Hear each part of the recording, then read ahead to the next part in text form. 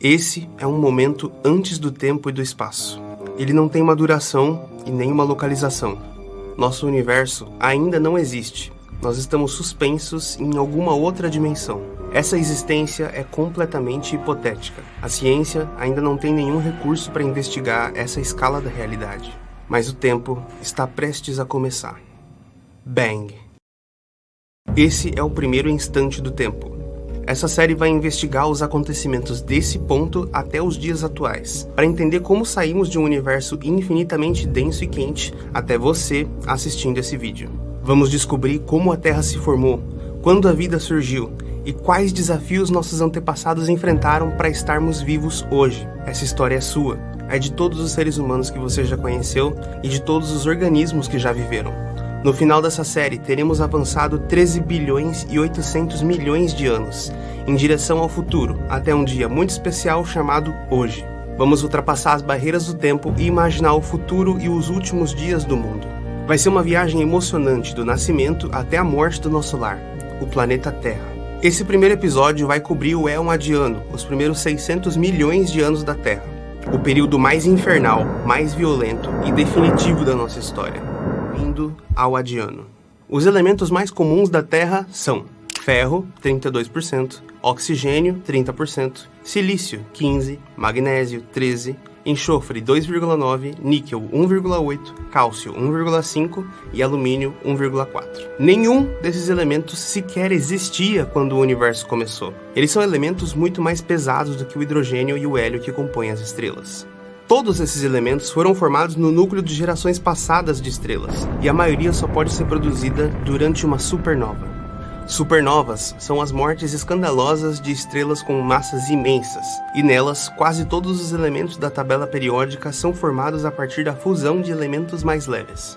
Isso significa que a Terra é feita quase inteiramente de restos de cadáveres de estrelas. Ou como diria Carl Sagan, nós somos feitos de poeira estelar. Esses elementos não estão distribuídos igualmente no planeta Terra. Os mais leves estão na superfície e atmosfera, e os mais pesados no núcleo. A Terra pode ser dividida em 5 grandes camadas. A atmosfera, parte mais externa do planeta, é feita de gases, principalmente nitrogênio e oxigênio. O carbono tem uma participação ínfima na composição da atmosfera, apesar da sua imensa importância climática. A crosta é feita principalmente de muito oxigênio e silício, mas também cálcio, alumínio e ferro. Abaixo da crosta, que é fragmentada em várias placas tectônicas, existe o manto terrestre, uma zona de convecção do magma. Lá, o que está embaixo esquenta e sobe, e o que está em cima esfria e desce, formando imensos giros que dinamizam a superfície. Abaixo do manto existe um imenso oceano de ferro derretido, também girando. Esse é o núcleo externo. O movimento dessa camada é o que provavelmente forma o campo eletromagnético da Terra. É incrível pensar que uma camada tão interna do planeta é responsável por manter as camadas mais externas protegidas, como a atmosfera, hidrosfera e ecosfera da Terra. E o núcleo da Terra é feito de ferro e níquel sólido, rico em elementos radioativos cujo decaimento é fonte de calor. Planetas como a Terra, feitos de ferro e oxigênio, não poderiam ter existido nas primeiras gerações de estrelas do universo. Nosso universo ainda é muito jovem. Ele tem só 13 bilhões e 800 milhões de anos, o que significa que alguns tipos de estrelas nunca morreram de causas naturais. Anãs brancas, por exemplo, podem durar centenas de bilhões de anos e todas elas estão em sua infância. O que significa que todos os planetas rochosos que existem hoje no universo inteiro estão entre os primeiros dos muitos que ainda vão existir. É provável que eles se tornem cada vez mais comuns na medida em que o universo se torna mais velho e mais metálico.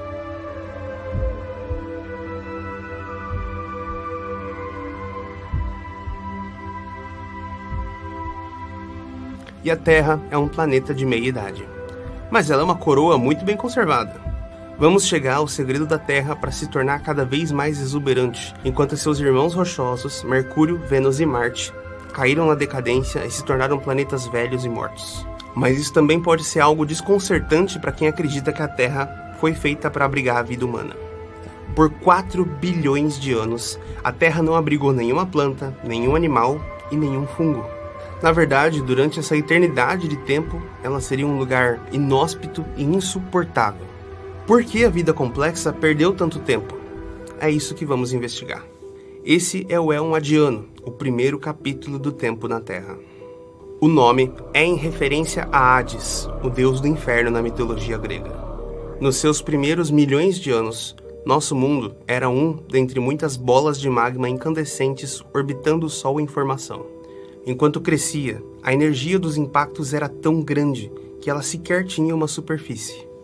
O mundo era globalmente coberto por um oceano de rocha derretida e uma atmosfera pastosa e densa de vapor de rocha.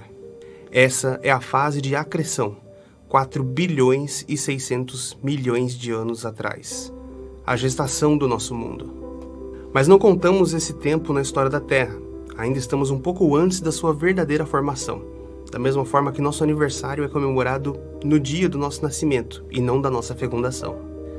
O Sistema Solar está no meio de uma nebulosa e várias outras estrelas também estão nascendo nas proximidades, em um imenso berçário estelar. É uma bagunça aqui. A gravidade das protoestrelas que rapidamente acumulam massa movimenta o gás estelar em verdadeiras tempestades cósmicas. Nosso mundo ainda não nasceu, mas ele está a caminho. Nem mesmo o Sol amadureceu. Ele ainda é uma protoestrela, imensamente maior do que qualquer planeta, mas ainda não sustenta a fusão nuclear em seu núcleo, que o tornará uma estrela de sequência principal. Até que ele chega na massa crítica e uma reação de explosão tão poderosa acontece que uma imensa onda de choque se propaga por todo o sistema solar.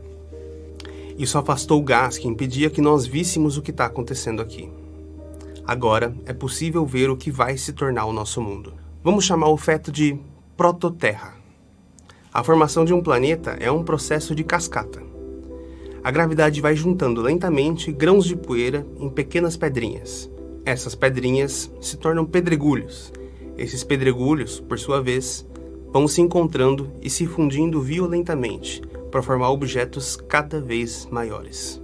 Cada um desses choques forma um corpo mais influente gravitacionalmente.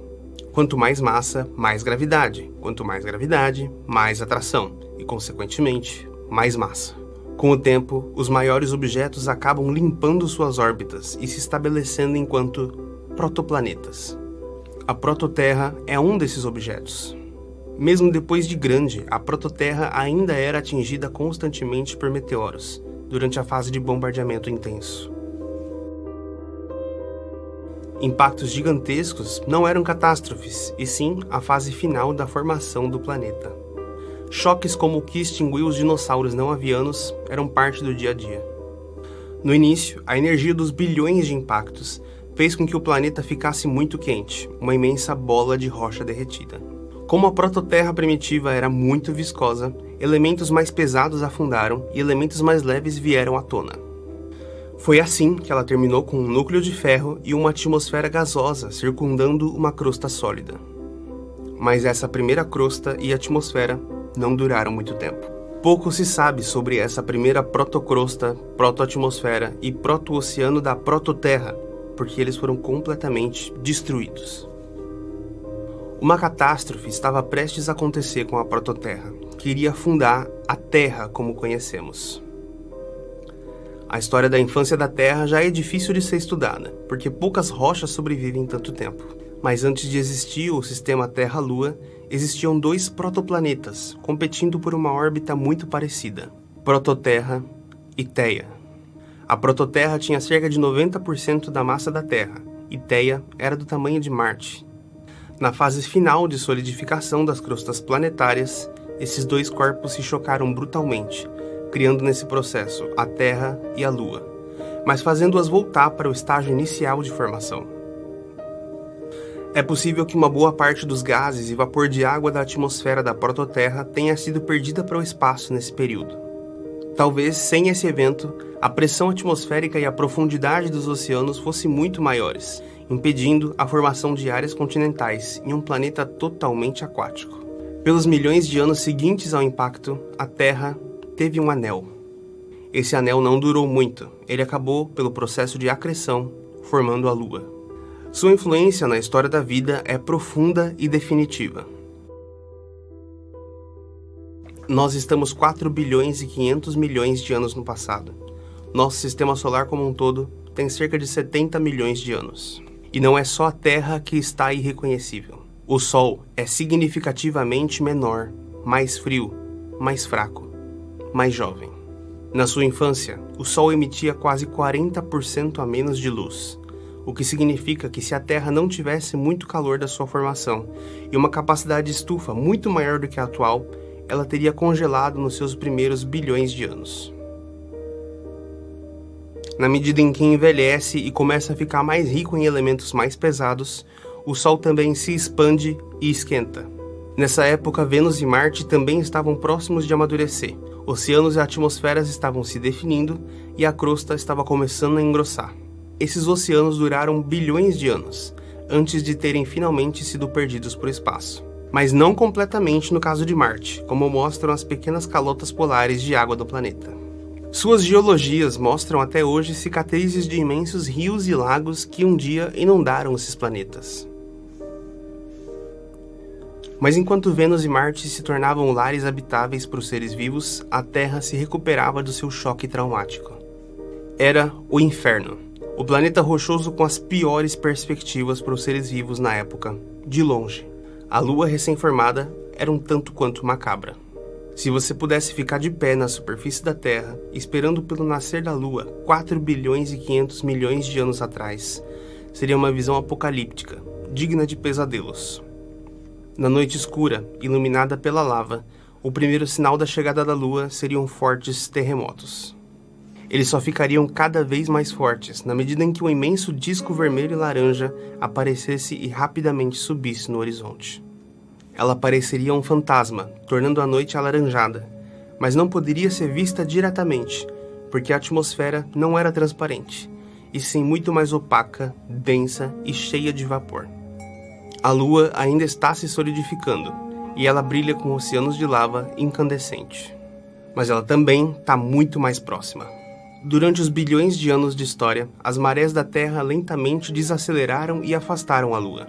Nos primeiros anos dessa parceria, o dia durava menos de 5 horas e as marés eram catastróficas. A Lua também exerceu alguns outros papéis importantes no estabelecimento da Terra como um planeta habitável. Ela estabilizou o eixo de rotação do planeta, prevenindo variações climáticas sazonais extremas. E a sua gravidade pode ter ajudado a manter o núcleo líquido de ferro do planeta aquecido, que acreditamos ser essencial para gerar o campo magnético que protege a vida dos raios solares. Ter uma Lua imensa orbitando ao seu redor criou uma fricção gravitacional permanente que, pelo menos em parte, atrasou a morte geológica da Terra. A Lua, por ter sido uma massa menor, solidificou sua crosta antes da Terra. Há alguns anos, pensávamos que a solidificação da Terra teria durado pelo menos 600 milhões de anos. Mas descobertas recentes abreviaram em muito a duração da fase infernal do nosso mundo. Hoje, sabemos que os momentos finais do Adiano foram muito mais amenos do que acreditávamos. Os oceanos já seriam permanentes, apesar da Terra ainda ser muito influenciada pela força e constância dos impactos de meteoros. A duração em si do éon não foi modificada, porque em camadas tão antigas no tempo geológico, as datações são idades absolutas. Para a grande maioria das idades da Terra, existem rochas para contar a história, mesmo que poucas, mas não para esse, o éon mais profundo do tempo geológico. Nenhuma rocha sobreviveu aos traumas desse mundo hostil. Como rochas são vulneráveis à erosão pela chuva, vento e atrito, quanto mais antigas, mais raras elas ficam. Mas sua fase mais violenta durou menos do que nós imaginávamos. Aparentemente, a Terra se solidificou impressionantemente rápido, como algumas novas evidências sugerem. Mas no seu início, ela não tinha uma superfície sólida. Era coberta por um imenso oceano de magma com fortes correntes de convecção. Por mais que existisse magma escaldante por toda parte, não havia chamas, porque o fogo era impossível, e continuaria impossível por mais 3 bilhões de anos. Não existia oxigênio livre na atmosfera, impossibilitando a reação. E mesmo que houvesse, não existia combustível como matéria orgânica seca para ser queimada. Essa é a fase mais quente da nossa história, embora ela nunca tenha conhecido fogo. A Terra estava em carne viva, sua pele ou crosta ainda não havia se formado, e o manto terrestre chegava até a atmosfera. Na medida em que a convecção desse oceano de magma desacelerou, se formou a primeira crosta da Terra, os periodititos. Segundo Robert Hazen, a primeira crosta de periodititos da Terra foi uma fase crítica, mas passageira e juvenil, nascida do mar de magma primordial. Quando se solidificou e endureceu, era pesada demais para ficar na superfície e acabava afundando de volta no manto. Outra rocha menos densa seria necessária para fundar a crosta, e essa rocha foi o basalto. A primeira crosta da Terra era fina, densa e impermanente. Na medida em que a Terra esfriava e água se acumulava na superfície e se misturava com as rochas que eram derretidas pelo manto, crescia uma camada de basalto menos denso e mais hidratado. O basalto é uma rocha inteiramente preta, que pode ser facilmente encontrada no entorno de vulcões ou em derrames basálticos que existem por todo o mundo. Essa é a fase da Terra Preta, um mundo dominado por uma crosta basáltica escura e recém-formada. Mas talvez terra firme fosse algo raro, porque evidências mostram que nosso mundo se resfriou muito rápido. Uma evidência de que os oceanos podem ter se formado muito cedo e de uma forma muito brutal. A rocha mais antiga do planeta vem da Austrália e tem 4.430 bilhões de anos. A datação foi feita através de cristais de zircônio presentes na rocha.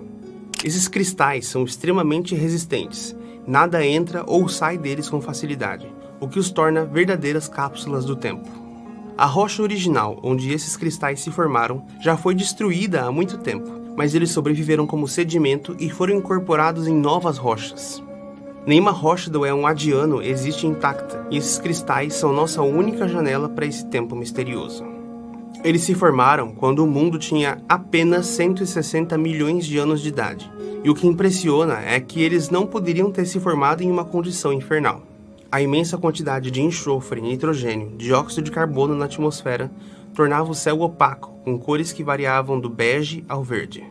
Mas dá para imaginar um bege esverdeado ou um verde esbejeado. Nesse ponto, os oceanos já existiam. Essa descoberta significa que apenas 160 milhões de anos depois da formação do Sistema Solar, a Terra já tinha uma crosta sólida e oceanos, o que torna o adiano muito mais breve do que pensávamos. E faz a história da formação dos oceanos muito mais intensa.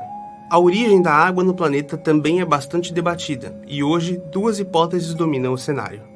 A primeira é que a região em que a Terra se formou no Sistema Solar era quente demais para conter gelo, que é a forma com que a água se acumula em rochas espaciais. Se toda a água nas proximidades do Sol durante a formação inicial era vapor, ela pode ter sido lentamente transportada para as zonas mais externas do Sistema Solar.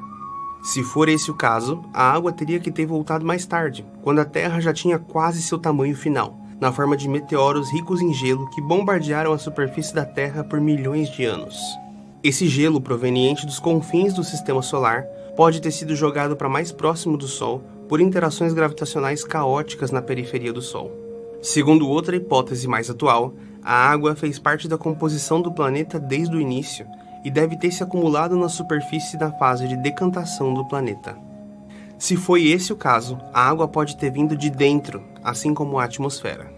Imagine a crosta terrestre como uma fina película, a nata de um mingau, boiando em um imenso oceano de magma. É possível que regiões de borbulhamento fossem o escape de gases diluídos no magma, entre eles vapor de água. Na medida em que a crosta endurecia e engrossava, esses gases seriam forçados a sair em alta pressão, como geysers permanentes que transformaram a Terra em uma imensa sauna. Vulcanismo em escala global bombardeava a atmosfera com nitrogênio, dióxido de carbono, enxofre e água escaldantes, em uma atmosfera cada dia mais densa. Os gases e a água se acumularam na superfície através desse processo. Durante milhões de anos, a atmosfera foi lentamente se formando e ganhando densidade, tanto pelos gases que escapavam do chão, quanto capturando gases livres que restavam da formação do Sistema Solar. A água, assim como os gases da atmosfera, tem uma importância muito desproporcional com a sua massa. O conjunto atmosfera-oceano tem uma massa ínfima, quase desprezível em relação à massa do planeta inteiro, e o interior da Terra é muito pobre em água. Significa que quase toda ela está na superfície. Isso porque nas primeiras dezenas de milhões de anos do nosso planeta, água era um gás atmosférico. Durante o processo de resfriamento da Terra, as temperaturas caíam lentamente, e durante algum tempo, a temperatura média da Terra ficou em torno de 100 graus Celsius, o ponto de ebulição da água. A atmosfera era densa, e tinha uma pressão mais alta, porque as temperaturas acima de 100 graus forçaram toda a água dos oceanos a permanecer na forma gasosa. A atmosfera não era transparente como hoje, e sim uma grossa névoa densa e fervente.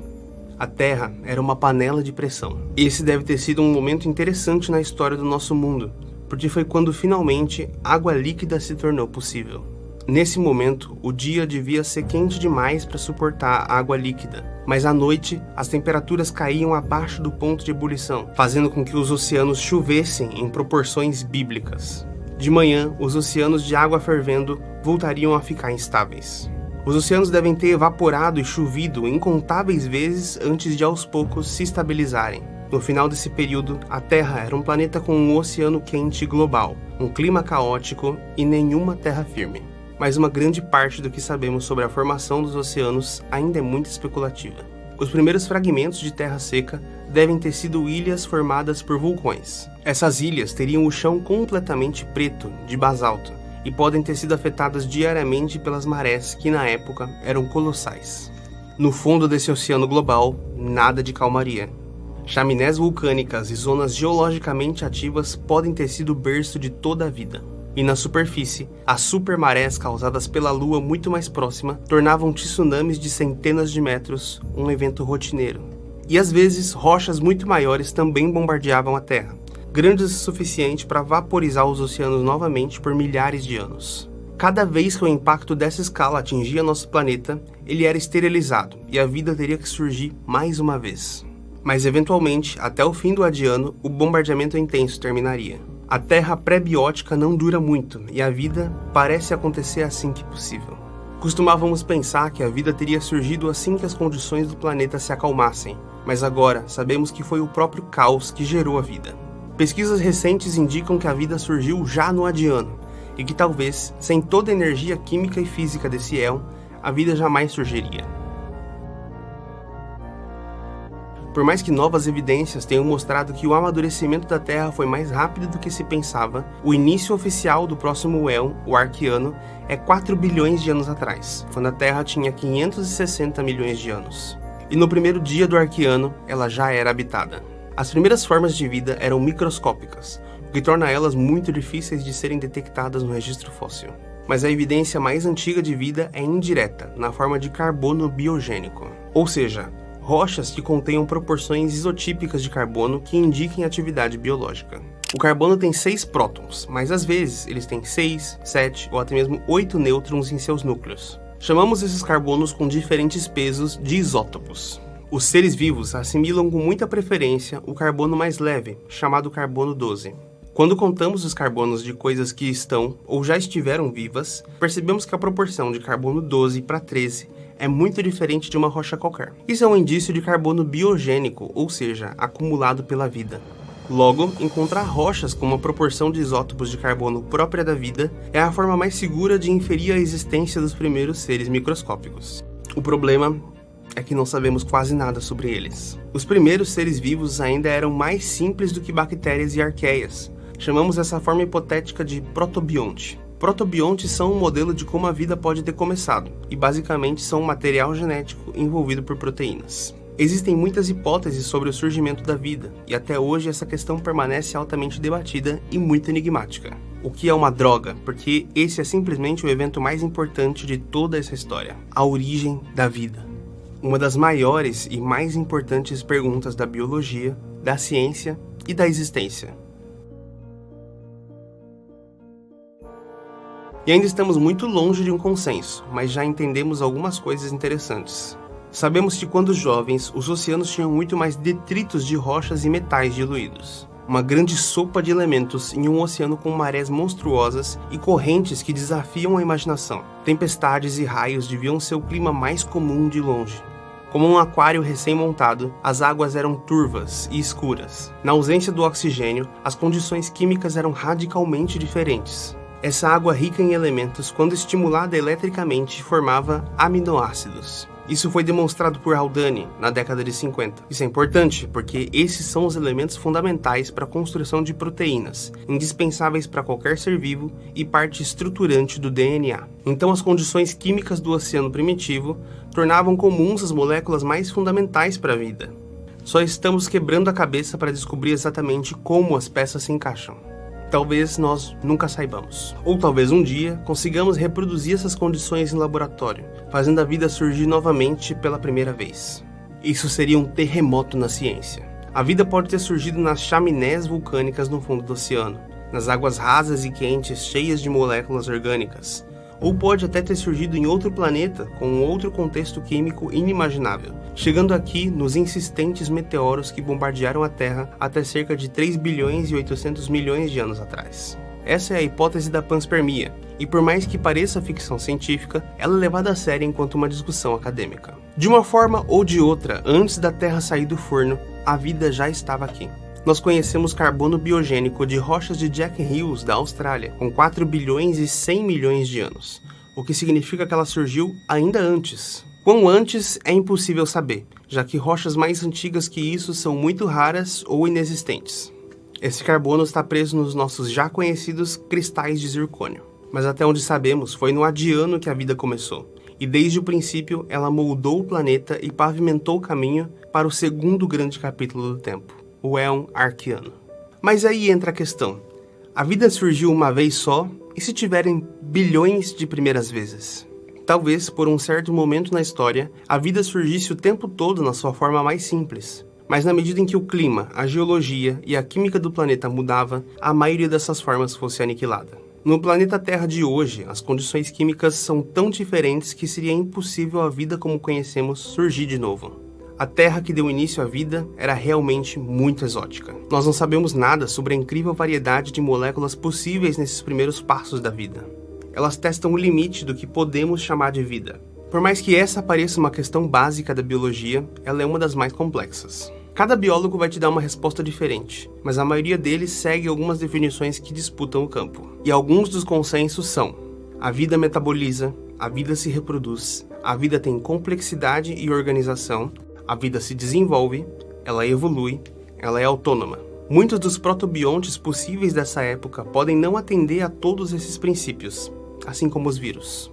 A primeira vida pode ter se alimentado do enxofre altamente reativo que exalavam as muitas fontes vulcânicas do oceano. Ela se sentia em casa aos 100 graus Celsius.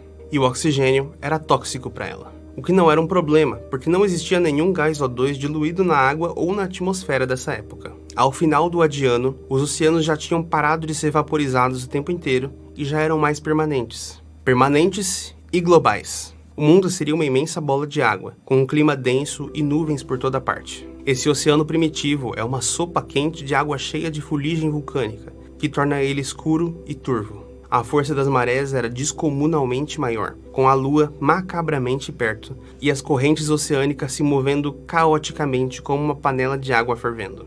Na medida em que esse vulcanismo primitivo se acalmava, os oceanos se tornavam cada vez menos energéticos, que permitiu a decantação da maioria das partículas diluídas na água.